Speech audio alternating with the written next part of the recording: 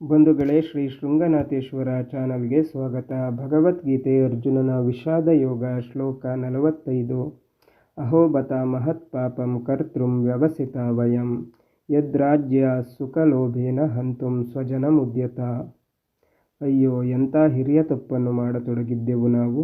ದೊರೆತನದ ಸುಖದ ದುರಾಸೆಯಿಂದ ನಮ್ಮ ಮಂದಿಯನ್ನೇ ಕೊಲ್ಲ ಹೊರಟಿದ್ದೇವಲ್ಲ.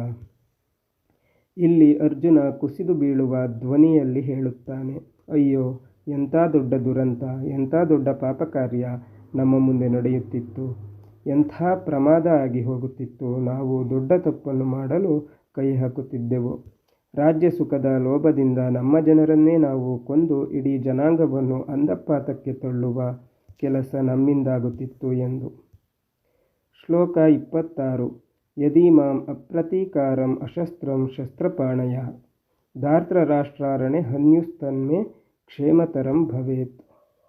ಒಂದೊಮ್ಮೆ ಎದುರು ನಿಂತು ಹೋರಾಡದ, ಆಯುಧ ಹಿಡಿಯದ ನನ್ನನ್ನು ಧಾರ್ತರಾಷ್ಟ್ರರು ಆಯುಧ ಹಿಡಿದು ಕೊಲ್ಲುವುದಾದರೆ ಅದು ನನ್ನ ಭಾಗ್ಯವಾದೀತು. ನಾನು ಪ್ರತೀಕಾರ ಮಾಡುವುದೇ ಇಲ್ಲ. ಒಂದು ವೇಳೆ ಅವರು ನನ್ನನ್ನು ಹೊಡೆಯಲು ಬಂದರೆ ನಾನು ಪ್ರತಿಯಾಗಿ ಹೊಡೆಯುವುದೂ ಇಲ್ಲ. ಕತ್ತಿ ಹಿಡಿದು ನನ್ನನ್ನು ಕೊಂದರೆ ಅದು ನನ್ನ ಭಾಗ್ಯವೆಂದು ನಾನು ಸಾಯುತ್ತೇನೆ. ಏಕೆ ಇಂತಹ ದುರಂತ ನೋಡಿ ಬದುಕಬೇಕು? ಏನಾದರೂ ಸರಿ, ನನಗೆ ಯುದ್ಧ ಬೇಡ ಎಂದು ಅರ್ಜುನ ಕೈ ಚೆಲ್ಲುತ್ತಾನೆ. ಯುದ್ಧ ಪ್ರಾರಂಭದಲ್ಲಿ ಸೇನಯೋರ್ಭಯೋರ್ ಮಧ್ಯೆ ರಥಂ ಸ್ಥಾಪ್ಯ ಮೇಚ್ಯುತ ಎಂದು ದರ್ಪದಿಂದ ಹೇಳಿದ ಅರ್ಜುನ ಕ್ಷಣ ಮಾತ್ರದಲ್ಲಿ ಕರಗಿ ಹೋದ. ಇದು ಆತನ ಸುಪ್ತಪ್ರಜ್ಞೆಯಲ್ಲಿ ಅವನಿಗೇ ತಿಳಿಯದಂತೆ ಅಡಗಿ ಕುಳಿತಿದ್ದ ಭಾವನೆ. ಕೃಷ್ಣ ತನ್ನ ಮನಃಶಾಸ್ತ್ರೀಯ ಚಿಕಿತ್ಸೆಯಿಂದ ಅದನ್ನು ಸಂಪೂರ್ಣ ಹೊರಬೀಳುವಂತೆ ಮಾಡಿದ. ಇದು ಮಾನಸಿಕ ಸಂಘರ್ಷಕ್ಕೊಳಗಾದವನಿಗೆ ಮೊದಲು ಮಾಡುವ ಚಿಕಿತ್ಸೆ. ಮನುಷ್ಯನ ಮನೋರೋಗವನ್ನು ಹೇಗೆ ಗುಣಪಡಿಸಬಹುದು ಎಂದು ಜಗತ್ತಿಗೆ ತೋರಿಸಿದ ಮೊದಲ ಮಹಾಮನೋವಿಜ್ಞಾನಿ ಕೃಷ್ಣ. ಒಂದು ವೇಳೆ ಕೃಷ್ಣ ಅರ್ಜುನನ ಆತ್ಮೀಯರ ಮುಂದೆ ರಥವನ್ನು ನಿಲ್ಲಿಸದೇ ಇದ್ದಿದ್ದರೆ ಈ ಎಲ್ಲ ವಿಚಾರಗಳು ಆತನ ಮನಸ್ಸಿನಿಂದ ಹೊರಬರುತ್ತಿರಲಿಲ್ಲ.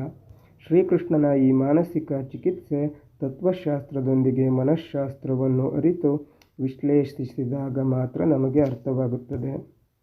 ಶ್ಲೋಕ 47. ಸಂಜಯ ಉವಾಚ ಏವಮುಕ್ತ್ವಾರ್ಜುನ ಸಂಖ್ಯೆ ರಥೋಪಸ್ಥ ಉಪಾವಿಶತ್ ವಿಸೃಜ್ಯ ಸಶರಂ ಚಾಪಂ ಶೋಕ ಸಂವಿಘ್ನ ಮಾನಸ. ಸಂಜಯ ಹೇಳಿದನು, ಕಾಳಗದ ಕಣದಲ್ಲಿ ಅರ್ಜುನ ಬಿಲ್ಲು ಬಾಣಗಳನ್ನು ಬಿಸಿಟು ಅಳಲಿನಿಂದ ತಳಮಳಿಸುತ್ತಾ ತೇರ ಮಡಿಲಲ್ಲಿ ಕುಳಿತುಬಿಟ್ಟ. ರಥದಲ್ಲೇ ನಿಂತು ಇಷ್ಟು ಮಾತನಾಡಿದ ಅರ್ಜುನ ರಥದ ಮಧ್ಯದಲ್ಲಿ ಕುಸಿದು ಕುಳಿತುಬಿಟ್ಟ. ತನ್ನೆಲ್ಲ ಶಸ್ತ್ರಾಸ್ತ್ರಗಳನ್ನು ಕೆಳಗೆ ಬಿಟ್ಟು ಕೈ ಚೆಲ್ಲಿ ಕುಳಿತುಬಿಟ್ಟ. ಈ ಅಧ್ಯಾಯದಲ್ಲಿ ಅರ್ಜುನ ತನ್ನೆಲ್ಲ ಭಾವನೆಗಳನ್ನು ಕೃಷ್ಣನ ಮುಂದೆ ಬಿಚ್ಚಿಟ್ಟಿದ್ದಾನೆ. ಅರ್ಜುನ ಮಾತನಾಡಿದ ಪ್ರತಿಯೊಂದು ವಿಷಯ ನಮಗೆ ತಿಳಿದ ವಿಷಯ. ಆದರೆ ಮುಂದೆ ಕೃಷ್ಣ ಹೇಳುವುದು ನಮಗೆ ತಿಳಿಯದ್ದು. ಕತ್ತಲೆಯಿಂದ ಬೆಳಕಿನೆಡೆಗೆ ಕೊಂಡೊಯ್ಯುವ ಭಗವಂತನ ಉತ್ತರವನ್ನು ಮುಂದಿನ ಅಧ್ಯಾಯಗಳಲ್ಲಿ ನೋಡೋಣ. ಮುಂದಿನ ಅಧ್ಯಾಯಕ್ಕೆ ಹೋಗುವ ಮುನ್ನ ಒಂದು ಪುಟ್ಟ ವಿಶ್ಲೇಷಣೆ. ನಮ್ಮಲ್ಲಿ ಹೆಚ್ಚಿನವರಿಗೆ ಒಂದು ಅನುಮಾನವಿದೆ. ಯುದ್ಧ ಭೂಮಿಯಲ್ಲಿ ಶ್ರೀಕೃಷ್ಣ ಮತ್ತು ಅರ್ಜುನ ಹೇಗೆ ಈ 700 ಶ್ಲೋಕಗಳ ಸಂಭಾಷಣೆ ಮಾಡಿದರು? ಅವರಿಗೆ ಅಷ್ಟು ಸಮಯ ಇತ್ತೇ ಎಂದು. ಈ ಪ್ರಶ್ನೆಗೆ ಉತ್ತರ ದೊರೆಯಬೇಕಾದರೆ ಮೊದಲು ನಾವು ಮಹಾಭಾರತ ಕಾಲದ ಯುದ್ಧ ಪದ್ಧತಿಯನ್ನು ತಿಳಿದಿರಬೇಕು. ಆಗಿನ ಕಾಲದ ಯುದ್ಧ ನಿಯಮದ ಪ್ರಕಾರ ಯುದ್ಧದಲ್ಲಿ ಎದುರಾಳಿ ಸಿದ್ಧವಿಲ್ಲದಿದ್ದರೆ ಅವನ ಮೇಲೆ ಆಕ್ರಮಣ ಮಾಡುವಂತಿರಲಿಲ್ಲ. ಒಬ್ಬ ಸಜ್ಜಾಗಿ ನಿಲ್ಲದೆ ಯುದ್ಧ ಪ್ರಾರಂಭವಾಗುತ್ತಿರಲಿಲ್ಲ.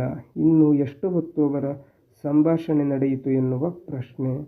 ಅರ್ಜುನ ಆ ಕಾಲದ ಮಹಾ ಮೇಧಾವಿಗಳಲ್ಲಿ ಒಬ್ಬ. ಇಲ್ಲಿ ಸಂಭಾಷಣೆ ನಡೆಯುತ್ತಿರುವುದು ಇಬ್ಬರು ಮೇಧಾವಿಗಳ ನಡುವೆ. ಆ ಮಟ್ಟದ ಜ್ಞಾನವನ್ನು ಇದು ನಾವು ಊಹಿಸುವುದು ಕಷ್ಟ. ಅವರ ಸಂಪೂರ್ಣ ಸಂಭಾಷಣೆ ನಡೆದದ್ದು ಇಂದಿನ ಈ 700 ಶ್ಲೋಕ ರೂಪದಲ್ಲಿ ಅಲ್ಲ. ವೇದವ್ಯಾಸರು ಅವರ ಸಂಭಾಷಣೆಯನ್ನು ನಮಗೆ ಅರ್ಥವಾಗುವಂತೆ 700 ಶ್ಲೋಕ ರೂಪದಲ್ಲಿ ನಮ್ಮ ಮುಂದಿಟ್ಟಿದ್ದಾರೆ ಅಷ್ಟೇ. ಇಂದು ನಮಗೆ ಈ ಶ್ಲೋಕ ಕೂಡ ಅರ್ಥವಾಗುವುದಿಲ್ಲ. ಅದಕ್ಕಾಗಿ ನಾವು ಗೀತೆಯ ಭಾಷ್ಯವನ್ನು ಸಾವಿರಾರು ಪುಟಗಳಲ್ಲಿ ಕಾಣುತ್ತೇವೆ. ಆದರೆ ಮಹಾಮೇಧಾವಿಗಳು ಇದನ್ನು ಅತಿ ಸಂಕ್ಷಿಪ್ತವಾಗಿ ಅತಿ ಕಡಿಮೆ ಸಮಯದಲ್ಲಿ ಹೇಳಬಲ್ಲರು ಹಾಗೂ ಅರ್ಥ ಮಾಡಿಕೊಳ್ಳಬಲ್ಲರು. ಕೃಷ್ಣ ಮತ್ತು ಅರ್ಜುನರ ನಡುವೆ ನಡೆದ ಸಂಭಾಷಣೆ ಕೂಡ ಇಂತಹ ವಿಷಯಭರಿತ ಸಂಕ್ಷಿಪ್ತ ಸಂಭಾಷಣೆ. ಇನ್ನೊಂದು ಮುಖ್ಯ ವಿಷಯ ಎಂದರೆ ಗೀತೆಯನ್ನು ಕೃಷ್ಣ ಅರ್ಜುನನಿಗೆ ಏಕೆ ಹೇಳಿದ? ಆತನ ಅಣ್ಣ ಭೀಮನಿಗೆ ಅಥವಾ ಇತರರಿಗೆ ಏಕೆ ಹೇಳಲಿಲ್ಲ ಎನ್ನುವ ಪ್ರಶ್ನೆ.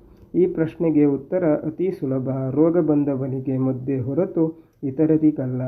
ಅಲ್ಲಿ ಮಾನಸಿಕವಾಗಿ ಆಂತರಿಕ ತುಮುಲದಲ್ಲಿದ್ದವನು ಅರ್ಜುನ ಮಾತ್ರ. ಅದಕ್ಕಾಗಿ ಶ್ರೀಕೃಷ್ಣ ಅರ್ಜುನನಿಗೆ ಆತನ ಮುಖೇನ ನಮಗೆ ಶ್ರೀಕೃಷ್ಣ ಗೀತೋಪದೇಶ ಮಾಡಿದ. ಸ್ನೇಹಿತರೆ, ಭಗವದ್ಗೀತೆ ಮುಂದುವರಿಯುತ್ತದೆ. ಅಲ್ಲಿಯವರೆಗೆ ನಮ್ಮ ಚಾನಲನ್ನು ನೋಡ್ತಾ ಇರಿ, ಶೇರ್ ಮಾಡಿ, ಸಬ್ಸ್ಕ್ರೈಬ್ ಮಾಡಿ, ಲೈಕ್, ಕಮೆಂಟ್ ಮಾಡಿ.